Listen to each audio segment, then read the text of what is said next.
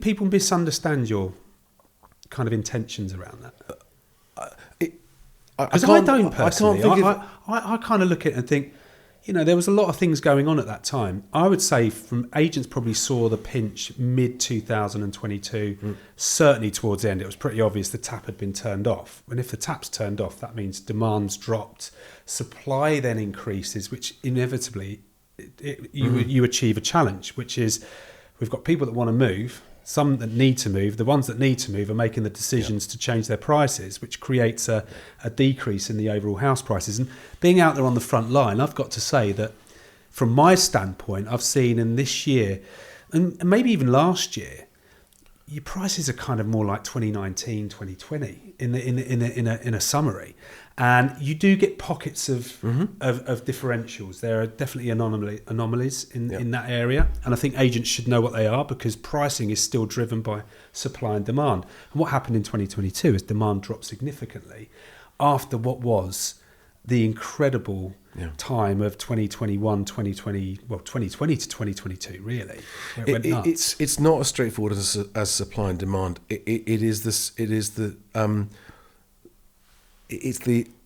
Nothing increases. Sorry, let me just get my words straight here.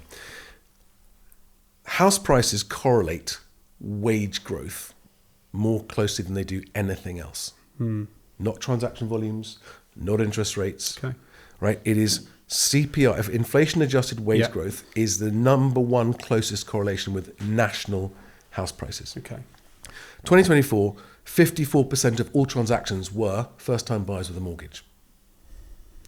And now we're seeing that unemployment has gone. So 250,000 people have come off payroll in the last 12 months.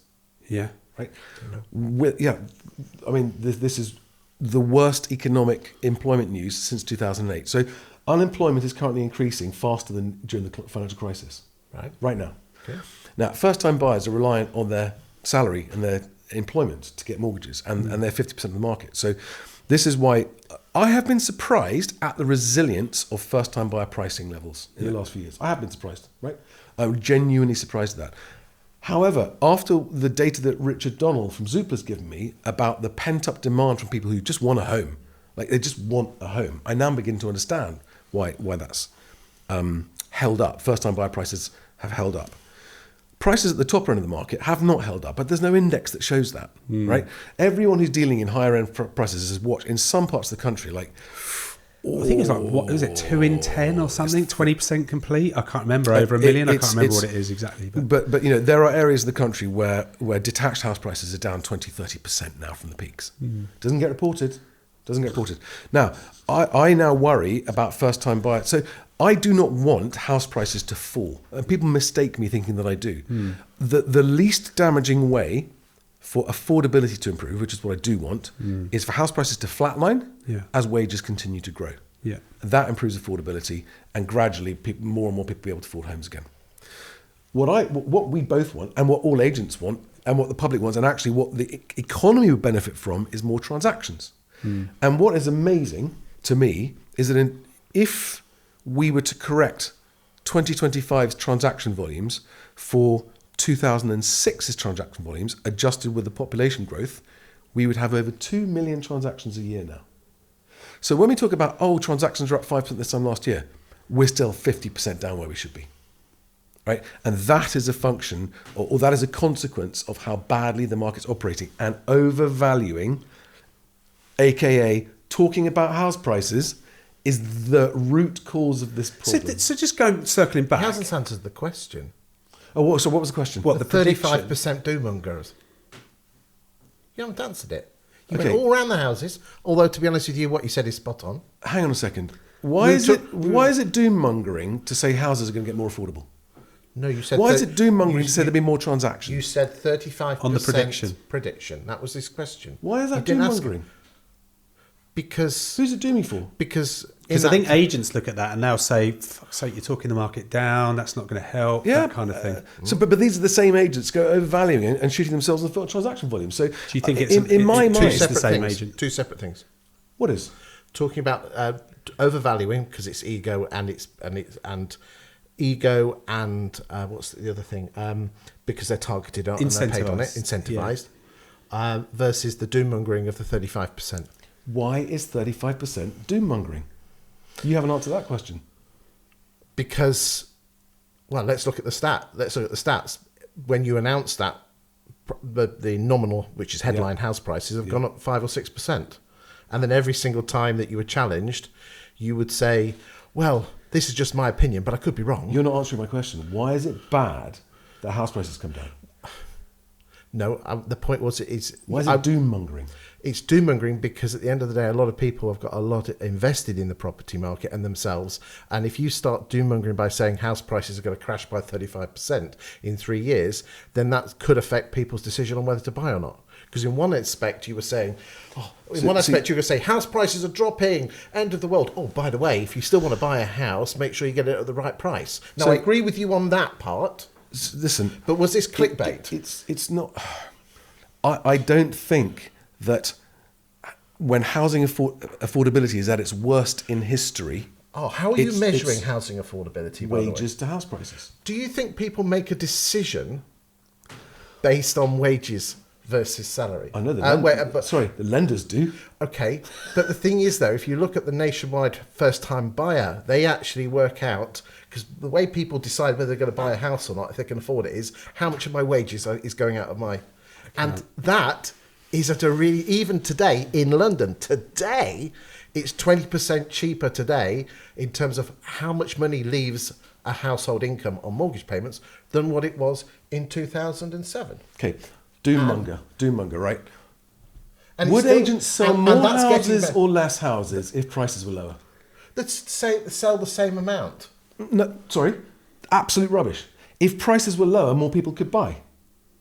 Because affordability improved. But wouldn't that push prices up? But affordability is, again, everyone uses the analogy. It's not doom-mongering, and anyone who thinks it's doom-mongering, hasn't thought it through. No. Okay. I think it's having this is a really great open discussion. Sorry, Chris, I cut across you there, but by the way, you did say then inflation and add another 15, so really in real terms it's going to be 50%. And there are places that's happened already. 50%. Yep. Well, it's all very good looking. Land registry data in certain London boroughs. There are houses there are property segments have already seen only a few, not lots. But it's already happened. Last week, no one thought it was possible. Interestingly, there was a guy put last week, not you, someone said, the average house price in Mayfair has dropped by 50%. When you actually look at it, it was the average price of the properties that sold, and there was only 30 houses sold in the last 12 months versus 24 the year before. It could depend very much on what was sold. Selling. Yeah. Versus the actual average. Okay. But house prices in London in the last 3 years have dropped, and no one's reporting it. Correct. Absolutely, and probably the Financial Times reporting. Okay, but probably overall by about 5 to 10%, and there are some parts of London where it's dropping even more. And tell me this: why should an estate agency business care what happens to house prices? They get paid on a transaction, whatever the price. I don't disagree with you on that one. Correct. So why do agents get upset whether house prices go up or down? Because we're all headline readers. And is that the problem? That's why we're doing half the transactions we should. That's why fees are so low. That's why transactions are so low. Fees are low. Something different. Well, let's come on to that in a minute. But I'm really interested in this because if the prices were lower, demand would increase, right? Mm-hmm. So as demand increases, that pushes prices back up. So I think no, not automatically, not necessarily. Really? What pushes prices up in relation to wages is stimulus. Okay. Right? It's help to buy. It's artificially low interest rates. Yeah. It's but as an agent on the front line, and you've got a listing, which is what we've talked about at the start of this pod, which is if you go to market at a price that's too high, it doesn't work. In fact, it costs the seller a lot more in the long run. If you find the right buying market, but through a process, you'll drive the price up. And I just think if that's where we haven't got that control, unless you have a clear... Because if you were doing headlines saying prices drop, end of the world, and don't get me wrong, bad news sells newspapers, because when I write it's stuff... It's not the end of the world. Okay, but what happens is this. People move not with this, but they move with this. And look at house prices in the early to mid-90s. This is the root of the problem with the whole industry. Okay, is that interest rates were okay, house prices were cheap as chips, but people didn't feel emotional that they wanted to move. And if house prices did drop by 35%, everyone was just Where's close the door. data to support that assumption? People didn't feel like they wanted to move. Because it's an emotional I've got thing. the graphs from Zoopla about how many people actually want to move. And So it's it's about about how 25% aspirational- Yes, of is this the same stuff? And again, nothing against you, but there's reports that 50% of landlords want to sell, but no one ever, No, it's not that. This is surveys, it's like turkeys existing, voting for Christmas. So renters and existing homeowners Oh, yeah, that want to move. Yeah, if I ticked a box, do I want to buy a Porsche? Yes, I'll tick that box, but I'm not going to buy a box.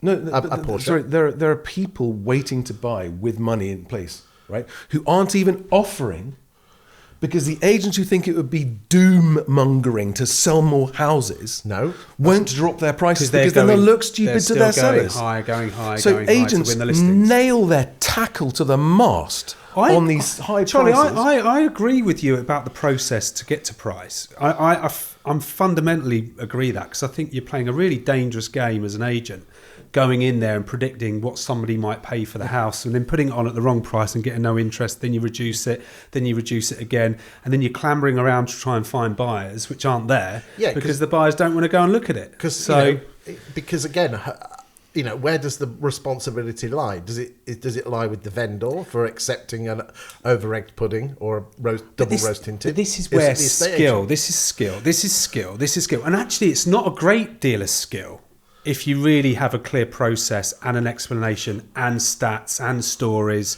which is what you're talking about with this agency now. They're building and that's more. the problem with the estate agency is this.